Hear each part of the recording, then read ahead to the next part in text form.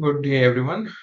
We'll welcome to the first lecture of Bharatvarsh Literature Universe. This is the first lecture for Mahabharat series that will be starting the inaugural lecture today. Um, a small disclaimer that this knowledge is meant to excite curiosity and bring peace to everyone. So it's just a conjecture and interpretation on my part. And this epic is meant to bring peace in today's chaotic world. Um, so this is not going to be a religious discourse, but rather a means to find lessons to make our lives better.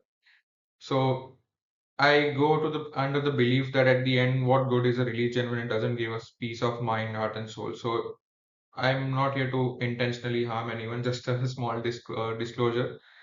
And the format that I'm displaying today, it's designed to be understandable for as much and the viewers and learners as much as possible.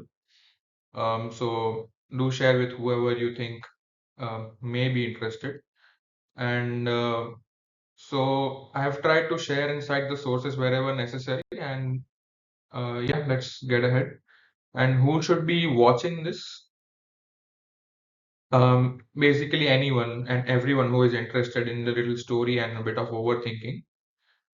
Any and like critically thinking the Indian epics. So I'm attempting to do so for the first time in Indian history. I mean, in any history, in any mythology, basically. So I'm sharing my thoughts after so much recommendations from several of my friends and families. And this is just a professional opinion that I would love to interact and engage in a dialogue with people who are interested in sociology and psychology, because this is going to take that trajectory to understand this particular epic, and we'll know why in further slides today. So we are going to learn four things in today's session is that aim and scope of what we are going to study in this particular compilation of videos of Mahabharat series. Um, how are we going to interpret the complexity of each characters and important terminologies that we'll be repeating over and over again, and a little overview of Mahabharata, a little introduction in a sense. And let's start with the aim and scope, which is to understand the holistically to understand the Mahabharat characters and not just a group of events around someone like Krishna. So one thing that I've noticed is that through and through in every generation, people have been holding Krishna accountable for everything, and that's something everyone avoids. So we will not be doing that. And one thing that I've learned is that after reading Gita is that I have to reach Gita through the lens of Arjun's to understand Gita completely. I cannot simply sit and read Gita when I have no problems. I mean, I don't have as great as problems as Arjuna because someone told me to read Gita or something. Is you have to know the right problems and right situation to understand why you need the God to speak to you in the first place. Which is why so when people kept holding Krishna accountable for every little things, and we have heard these quotes before. So like some junior analyst did this, a random intern did this, curious employee did this. So nobody claims responsibility. It's not, no, rarely people say it was my fault, and I will correct it in any future. So whenever we say anything about Mahabharata, this guy comes up in the first sense that he is responsible. He knew what he was doing and he could have stopped it, he could have changed the course, etc., etc. So let's think in a different way. Like, what if he he's not in the play currently? What did everyone else do completely? What were their mindset and what were their um, goals basically? Like, if it's not like Krishna completely influenced them, but we'll still go ahead and try to scrape that layer of Krishna. And when we hear about Krishna, there are always more and more characters in just one family only. So multiple families also. But if you see around Krishna, there were so many different um, elders, their cousins, their nephews. the wife, the brother-in-laws, the in-laws, and these were all individually responsible and their web of action also. And it's not just about Krishna anymore, about Mahabharata, the way I'm trying to study and understand. So Krishna will be using him as a guide to do the right thing, but also understand and study why everyone did what they did, so that we can get a complete view of the entire Indian epic as it was meant to be. And there are many more such characters. So it's just a glimpse of small important characters that I've just written here. So every Indian epic, when it was written, it was meant to make you more adaptable and adjustable to the society. So um, the rules, the lines, the stories, the lessons that were written in those epic during those time, they were meant to create a cohesion inside the society that you live in, that we live in.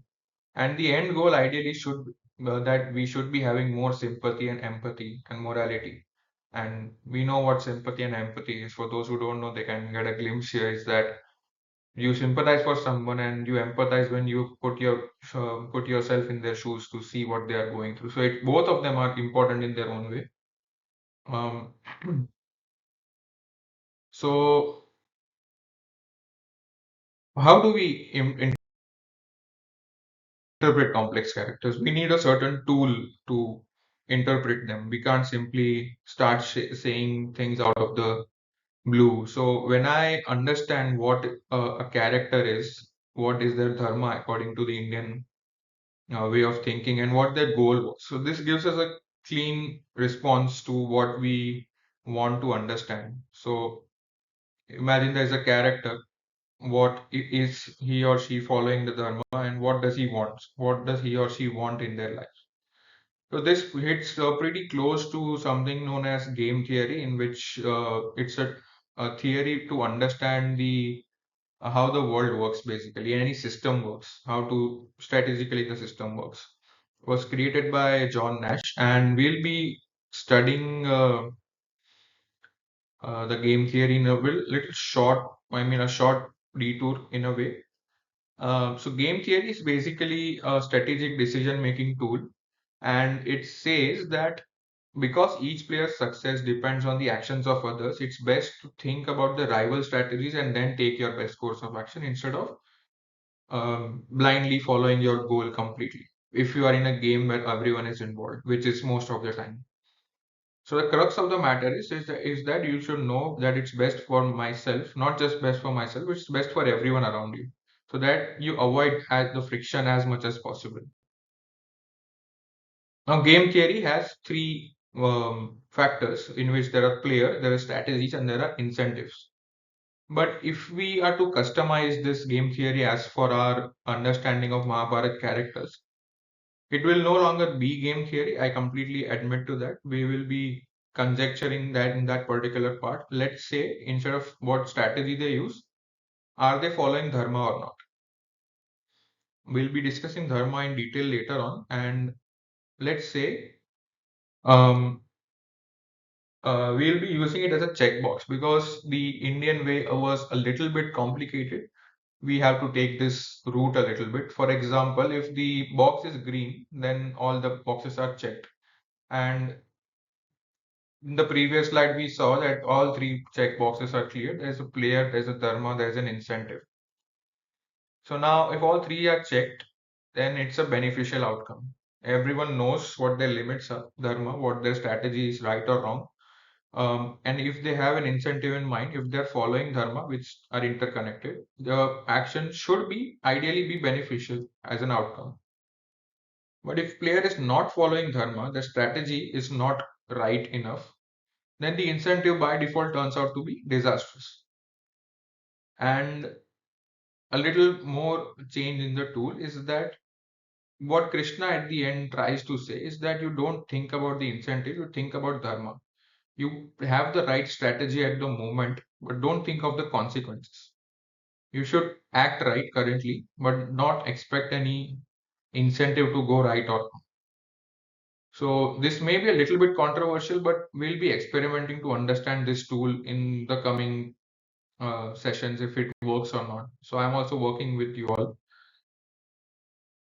Now, there's a small theory to understand game theory in which there are males and there are females. It's called a dating game, but we'll be covering friendships, businesses also in the next few slides. So, for example, the left side contains the male and the right side is the females, and the top of the chart contains more desirable players. So if there is a male, he's genetically better, rich in society, higher status in society, and the female is more attractive, um, along with more better genetics, better rich lifestyle, rich family, etc., better skills than others, better smart intelligence wise she's better. And when you go down the status level, it has lesser and lesser qualities. So the desire doesn't change, the qualities keeps reducing. So you can't be, maybe you are little less rich, you are less down the status ladder, you are less intelligent for the society that you live in, etc. And the game theory basically it says that two players can coexist without any friction if there is equal status, there's common interest, and there is moral behavior. This is what I interpret of it. May not be completely agreeable in inside game theory, but um, so we'll be trying to understand how male and female generally work, generalizing from not everyone, of course. And ideally, majority of the male looks like, not looks like, are like Glenn Quagmire. They will mate with whoever or whomever possible. They have no problem in mating. And the question of male, what attracts them to female, at the core of the problem is that they think about self survival, and the females think about self and child survival most of the time, is what I understand. So the decisions, the interest, and the actions that both of them takes is based on these two factors. Is um, so the primal requirement turns out for the males to be sex and mating. For the female, it turns out to be status and power in general. So whenever there is a male, he wouldn't have any problem mating with all three. They wouldn't care about um, how rich the girl is or how pretty the girl is. Everyone thinks of the other girl as, now for some players the girl may be pretty, for others it won't. So most of the time males won't have trouble mating with all the girls. And the girls, the females, would have preference to be attracted towards a higher status than themselves. Now, this we just saw is for their own self survival and that biologically their own child survival, is that they want a better status in the society. So, all three may be attracted to the first kind or maybe the second time or second type, but rarely the third type. Inside primal way, males won't have problem attracting to all of these three. Now, here's the where the friction comes up. Now, if one player decides to mate with all three of them, as Quagmire wouldn't have any problem mating with anyone, um, then the game would be become a little complicated and full of friction, because not all female wants to share their knight in shining armor, because that's how they usually describe of the girls from any status as possible. They want their prince, their knight in shining armor, or the person of higher status. That's how every movie is perceived, every society is perceived, and it's for their own and their own child's benefit. This is how both of them are biologically wired. And let's say that the player succeeds in mating with all three. Now it's a loss for all three because nobody wants to share up their, their mate or their partner, because then the factor of status and power just disappears.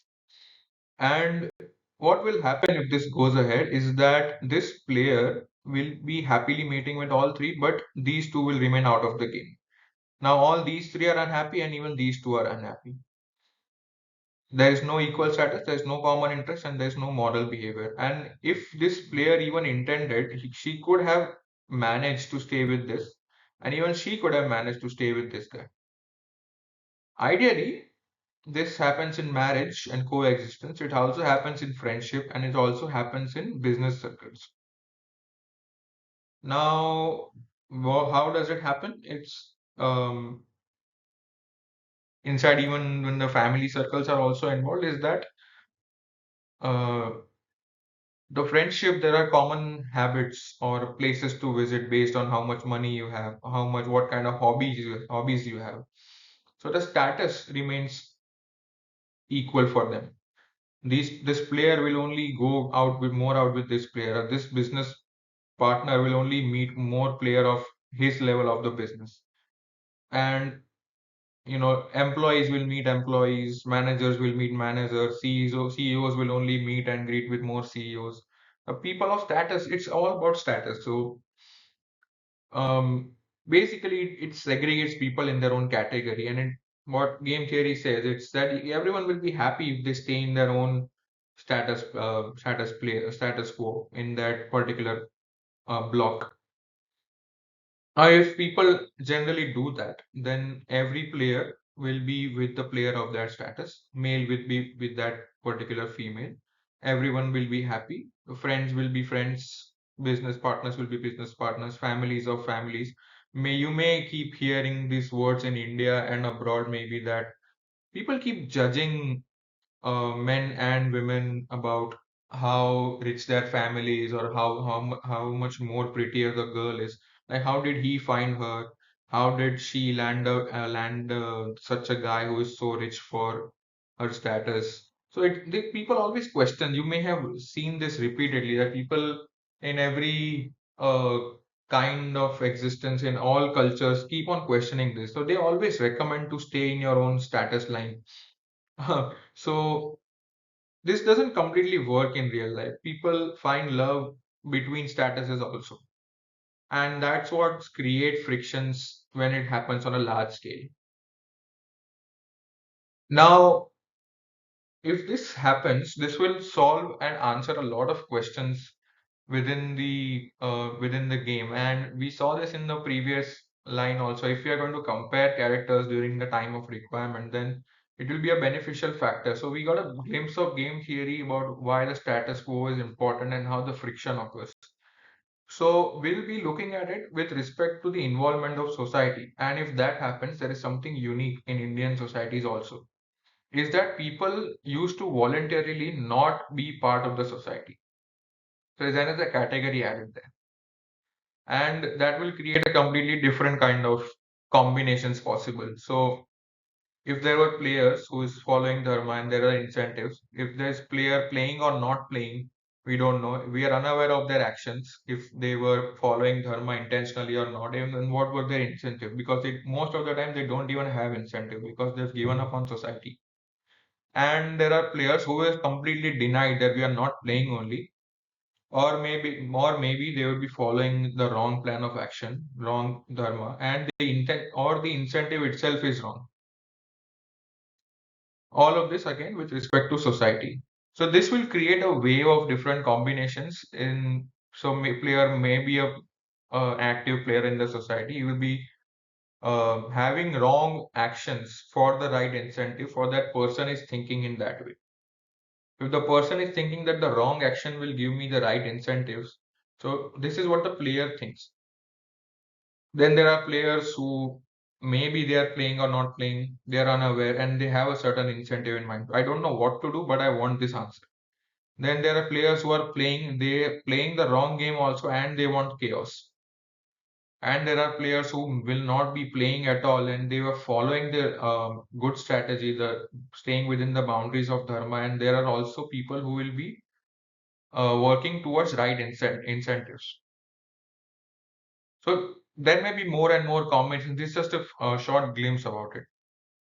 And this is how each and every different characters will start building up.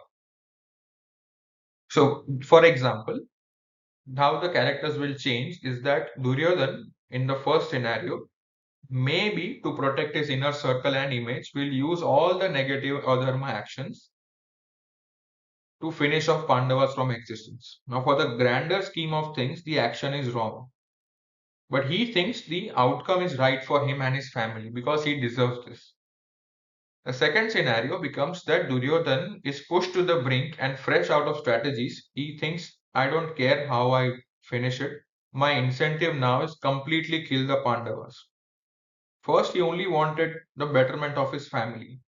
Now, the intention out of any emotion is to completely incentive is to complete victory and have the kingdoms and women of Pandavas.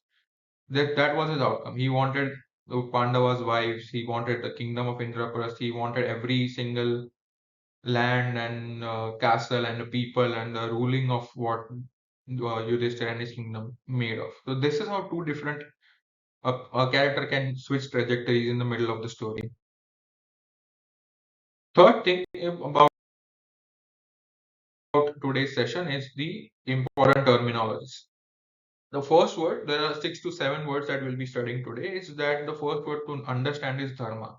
Now, we studied dharma previously also and know how dharma is, what dharma is basically. It's basically means to sustain.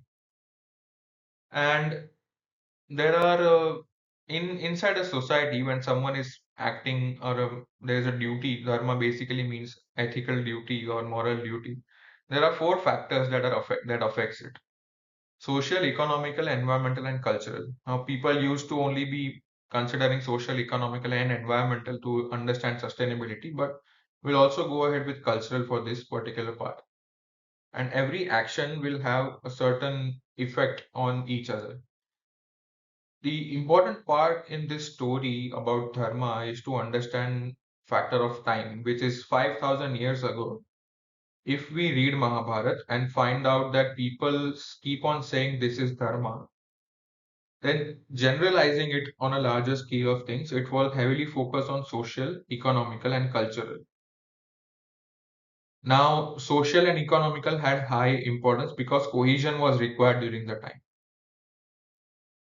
So, dharma basically is for the societal benefit, the benefit of your neighbors, to take care of your surrounding neighbors and environment also.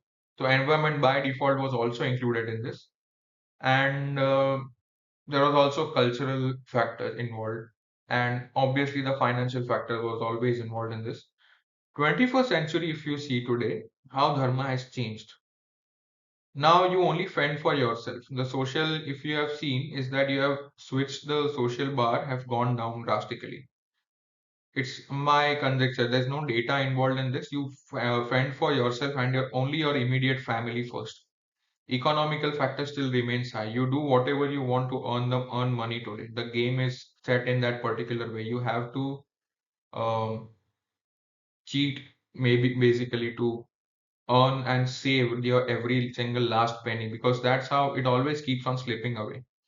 Environmental factor has gone way up because previously people did not care about environment consciously. They used to pray because they are aware of the fact that trees gives you oxygen and feeds off your CO2. Maybe, we don't know. But there are certain rituals in India that keep on protecting trees. But at the end of the day, their houses were also made of trees and stone. So we don't know how much uh, prayer or ritual happened to protect those trees, pray to those trees, and rebuild it. But dharma did involve environmental, it did consider environmental factor. Today, even after knowing, we do not do that. And environmental factor has gone way up. We have to be consciously aware of the importance of trees, the rivers, the mountains, the nature, etc. And if you see at culture, like cultural factor, it doesn't change as much in both the time.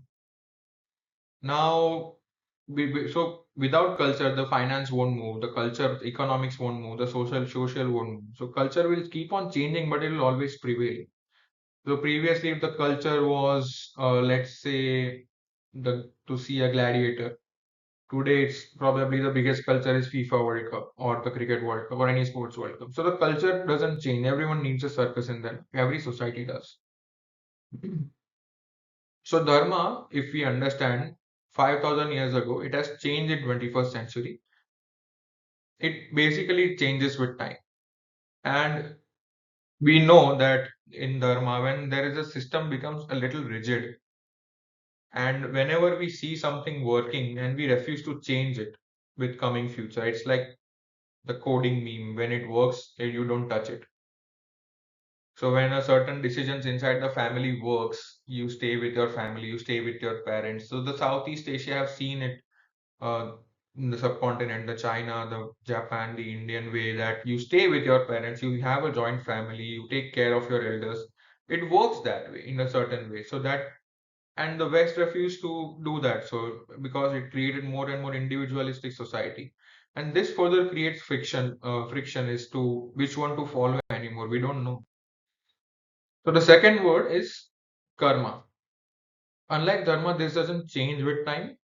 There was good from the left side of the bar, and the right side there is bad. And in 21st century, it's still good and bad. So 5,000 years ago, if you perform an act, it's still good if you do the same in 21st century.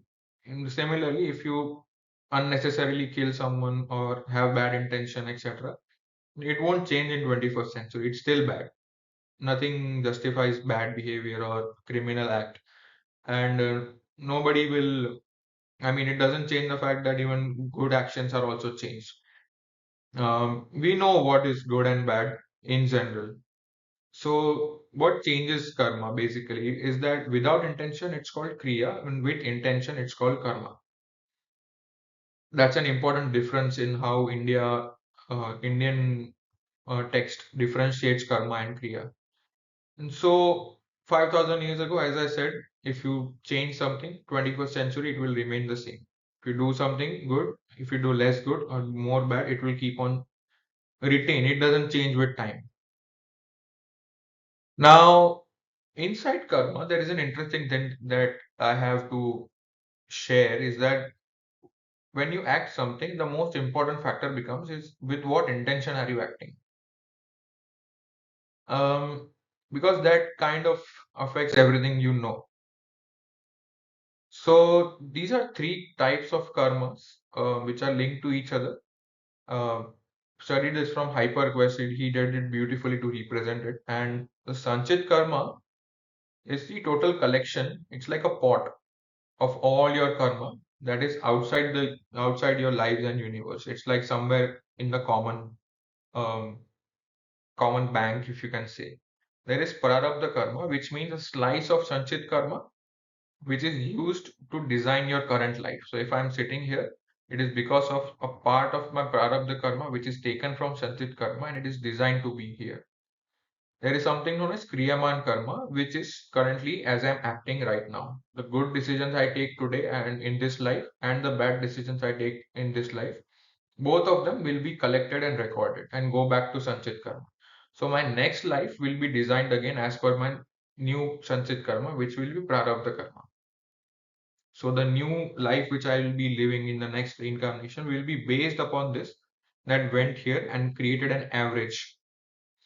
So average keeps on changing. So it's not like drastically it will change. It will depend upon all your lives. It's how India interprets karma. So there is something known as a total collection of all your money in the bank, good and bad money, let's say. Like, and there is Prarabdha karma, which gives you loan against credibility. If you have enough good karma, you will get good loan, good amount of loan. If you have bad karma, you will get a you know less amount of loan from karma. So your life will be in a lesser status or lesser poverty, but maybe in a happy family, maybe in a tolerant family.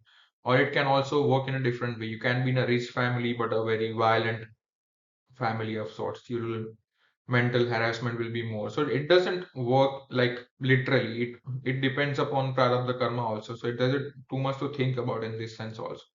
And kriyaman karma is like appreciating, depreciating expenditure that reflects in your bank statement again. And you can pause and read it and look it up ahead later. And if we think about how karma may be interpreted as a form of energy, and if we are to consider the previous slide, then the intention of every action is stored and shapes the next generation globally. If there is a global event, the Sanchit karma is affected in a much larger scale, and that we have seen symptoms of it before. A quote by Neil Strauss is the sins of parents are destinies of children. So it's still in our hands to change that particular action if possible. Um, so let's a small example is that if we have conflicting examples like education, homosexuality, women's rights, environmental awareness, none of this have ever been been in a common way of interpretation in any time in the entire history. All four have been treated differently across the world, no matter where you are. So if we look at very recent history, let's say there was World War era, one or two, there were soldiers and fighters. There were children who inherited the trauma post World War, and then there's us, the grandchildren who inherited the confusion. Bear with me. If there is any suggestion, you can put it down in the comments. Now, if there's World War II era, there's a World War era, let's say, every decision were taken with terms of survival. So if your education is not helping you survive, then there's no point in, in education during those times. So this is with respect to the common man and the common in the society as large, not about academicians and intellectuals. I am talking about the entire structure possible. So if you're learning something important and it is relevant and you can make money of it, then only you will study. If it's not helping you survival, it won't help you. Same with homosexuality. People, if a man is not serving his purpose of procreating, there's no point of him. And they basically demonize it. Similarly with women's rights, same with environment. Nobody gave a shit about environment. And nobody cared about women's rights also. Nobody cared about women's rights during those times, during World War. It was literal hell for women. Women were more victims of trauma during those times to for men with PTSD to vent out on their own families. So people who inherited the trauma went with respect to growth. It's like, how do we grow out of this? How do we use education to make the world a better place? So they are still confused about it, but their intention was growth now. They have stabilized it. World War is over. We are stable now. How do we grow now? The curiosity is up. Which is why homosexuality started coming to courts, people starting to fight, women started coming out, there were movements, there were protests. How do we grow out of this outdated mentality? How do we put everyone to work? How so the first in I think 1960s or 1970s, the first letter to the White House also came during these times about how current industrialization is affecting carbon amount, CO2 amount limitations in the world, and if it increases, it will rise to the global temperature may be set to rise about more than 4 degrees global. So currently, our generation and the few up and down generation, we no longer want growth. We want the truth now. So when companies come to a Gen Z employee and say that we are growth oriented people, we don't care about growth. We want the truth. So if your education is not bringing peace, it's not truth for us. It's there's we if something doesn't make sense, we just stand up and walk out. Which is why there are several different courses or studies that people keep on doing. I still want to study because it's bringing peace to the people. It's bringing certain sympathy and empathy to the people. That's how education is working now. We are learning the truth about homosexuality. We're learning the truth about women's rights. Women are getting more and more space. They are carving out. They have their own well-deserved space. There is also a big factor about environmental awareness. So it's no longer about cutting a tree and regrowing somewhere else. It's not cutting the tree in the first place only. How to build around the environment now. How to build, how to consider mountains, how to consider rivers around us.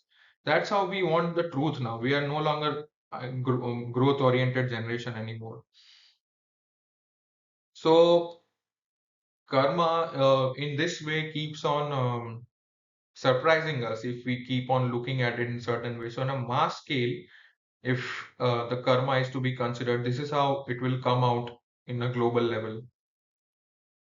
The third word we are understanding is niti. So we understood dharma, we understood karma critically as possible. You may know better than me also. So if it helps interpreting characters in this way, um, please do share. And there is something called as Niti. Niti is quite simple. There is a set of principles and guide to understand and steer a particular methodology or political methodology. So there have been different nitis in the past. There is Chanakya Niti, there is underrated, known as Vidur Niti, which is not known to many. So whenever there has been a certain political giant, they have left behind a certain methodology. There were four ways. Chanakya touches on all four of them as to how to rule a kingdom properly. So the most righteous way if you is that you negotiate. Two neutral countries will negotiate with each other because they don't have power or either they have complete power. So best way to solve a problem will be to negotiate and grow. When there is a difference in power, you go with the dam fees, which you have the money, you pay for it and take some. You offer a certain fees to the people, to the nation who don't have that particular power. Then there is also something known as punishment. You punish a nation. If you want something, you invade it, you win it over, and you take that, or you take whatever you want. And at last is the blackmail. It's like the information tech. It's like the more information someone has over anyone, it will naturally be more powerful over others. It's like Bait is like the whoever holds more information, which basically what I said earlier. So there are these four combinations that any person can deal with any situation. So if you want to get the job done, these are the four ways. People keep saying get it done anyhow. So you can anticipate what method the person might go based on his or her power. You can bribe someone, you can punish someone, or you can blackmail someone. So the next word is niyati, which is the fate, fixed order of universe, divine will or destiny. You can call it anyhow, whichever one you want. Next two are satya and gyan. Now, satya is truth, and apart from the word satya, which like more you speak, how does it affect your words and your personality, which is how true and authentic you are in life. This is, according to me, is more about satya, how true you are. So the closer to truth you are, the more peaceful in life you basically are, is what I understand by satya. So the closer to truth you are, it filters away the negativity, the ego, arrogance, all those negative filters which are in a family or in your friends or anything. The more truth and more authentic you are, it filters these things away, which is why your close circle with which you are happy, they're all authentic people, which is why you're more happy in life with those people. If you are with a circle of pretend life people, you are never happy with them. Which is why you try to escape a certain situation or certain social group, etc. Gyan, on the other hand, is knowledge, and if I be bold enough to say, it's that it's enough knowledge to free yourself from Freudian questions or of the metaphysical questions. So you stop asking questions, what is my purpose in life? Why does the universe exist? You are basically a wheel with so many different wheels that keep on moving. Because of others' actions, you are also moving. Because of your action, others are also moving. So it's to know that you are part of the universe and your actions are enough to live a life so that others live in peace, you live in peace, to be understand truth, you understand destiny, you understand your karma, you understand your dharma. This is what your basically your gyan is. Now, if I were to say that I feel at peace, knowing that I may, in the coming future, ignite a certain sense of conversations about Mahabharata critically, like the Greek and Roman novels have been doing all along. So that will give me a certain purpose in my life because that's what I have been doing partly all my life. I have been studying Mahabharata as long as I can remember because I could never leave that particular part in my life anywhere. I have moved on from so many different activities that I have. But that's what knowledge is for me. It keeps me away from all these questions. What's the purpose of my life or why the universe exists? Because I'm happy doing this now. And if people may not be happy or may be confused about life, it's the actions that affects the others. You think about your own family, your friends, or whoever's close to you. So the knowledge it should be giving you peace instead of an escape. That's how I understand it. Now, Gyan is open to interpretation for anyone. It's customizable to anyone. You can interpret it as much as possible. But the crux of the Gyan is to be free yourself from confusion, as far as I understand. So at last, we come to a closure about the last chapter of this lecture is the Mahabharat overview. And if we understand in an overview sense what we will study or get an overview today, we'll expand in the further lectures about Mahabharata. It's that to have an understanding that none of the civilizations were away from a river. Rarely there were any, but they were largely river-based civilization. And this is important to focus. This is not something which is obvious at this particular time. So you may be thinking it's an obvious statement, but what I'm going to say in the coming lectures, it's going to be a kind of disruption in a certain way. So the Ganga and Yamuna belt, this is where most of the actions have happened. The karma has happened around Mahabharata, which are, if you look at comparison, most of the Haryana, Uttarakhand, Uttar Pradesh, Bihar, the northeastern belt, Maharashtra region, Gujarat region. So the upper part have been mostly been used in the Mahabharata epic.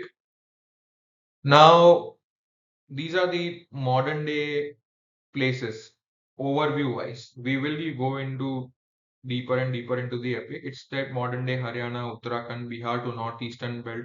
Magad was around Bihar northeastern belt. So Magad is I have no words for Magad. It has been in mythology, it has been in history, it has been in the Mahajanapadas, the Pataliputra region, the Kashi region. They have been timeless in both history and mythology. So the most exciting part are around this belt. So Haryana, Uttarakhand. So the Kuru, the capital, is modern day Haryana. The Panchal region is around Uttarakhand. The Kandahar, modern day Kandahar, Afghanistan is how we describe the Gandhar region, the kingdom of Shakuni. It's quite an important capital. Modern day Indus Valley is the Sapta Sindhu belt, where the kingdoms of Kekaya and Sindhu used to live. Modern day Gujarat, where Dwarka, Krishna's capital, used to be. And modern day Maharashtra, Vidarbha region, the Maheshmati kingdom before that used to be called. And civilization thrived around river belts. So maybe you may think it is an obvious thing, but we'll go ahead later and tell you why it's important to highlight this part. And if we are to segregate world's most complex and largest epic, um, mythically and as per current cultural understanding, Kali started with Krishna's mortal passing, which was around 5,000 years ago. Mythically, current records, if we say how the when the Mahabharata was compiled, it's around 1000 to 800 BC. Now this focuses on 18-day war only, 1,000 years ago, and this is plausible compilation date. But how Mahabharata progressed? The most widely accepted theory is that it expanded with philosophy. So the first name, which was Jaya, got bracketed over Bharata. And on top of that, a full-fledged religious repository of stories was set over and over again, which became the Mahabharata around King Bhoja's time, in which he sat and compiled, in which it also got the title of the fifth Veda, which contains all the Vedas, all the Ramayanas, all the epics, etc. One mega epic. Now, the thing that separates this epic from others, it's the interesting part is here is that even if we assume that it was around 1,000 years ago, there is a book by Miss Saroj Bala, um, Miss or Mr. I don't know. Um, it's called Mahabharata Retold with Scientific Evidence, and it's a brilliant book. I applaud the efforts. And that book basically compiles the constellation positions that are mentioned in Mahabharata, and we are retracing it back based on the planetary constellation movement, what as to where it would have been 5,000 years ago, and we get the exact dates of the events. So get this, this is how modern researchers get to backtrace the precise dates and precise events. So it's no longer just a myth now. So we have a fraction of myth, we have a fraction of history also. When we have the confirmed dates, so we have history now and we have myth. So it's now it will be combining and learning what kind of lessons we have in this time now. So we have history, a little bit of history when we know the exact dates and the events that happened, and we know there is a certain portion of myth also.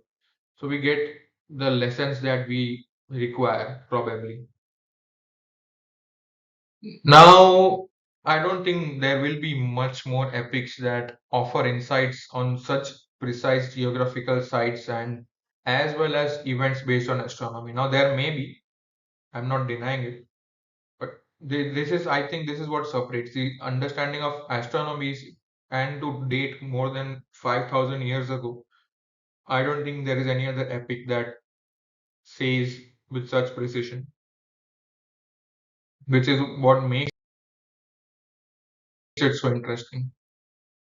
So for the last slide, we will segregate this into 5 parts, not sessions. We have these 5 kings in succession, and we know Shantanu's era in the coming lecture. It will only require one session. Chitrangad's era will require one session. Pandu's era will require 2 to 3 sessions. I'm conjecturing this. Dhritarashtra's era is the largest, and we don't know how many it will take, and it's the same with Yudhishthir, because it is more philosophically heavy during those times and what decisions were taken, how the travels were made, etc. And this is the overview of the 5 era that we will be studying phase wise, one by one. And Shantanu's era will be starting first. So this is the end of today's lecture. So extremely grateful for those who watched till the end. And if you enjoyed this, then subscribe for more such interpretations. I'll keep you updated about the next lecture. So on the next episode, along with the Shantanu era, we'll be understanding the game that was 5,000 years ago. So when I talk about game theory, today the world works in a certain way, a certain game is played, which is why we follow a certain path of incentive to navigate the current world. So we'll try to decode what kind of game was played 5,000 years ago. We'll be conjecturing the game itself as to how the countries were probably surviving and trading and actions which were taken, what were the normal rituals during those time. And if possible, we'll be continuing with the Shantanu era if the lecture doesn't stretch that much. That's it from my side.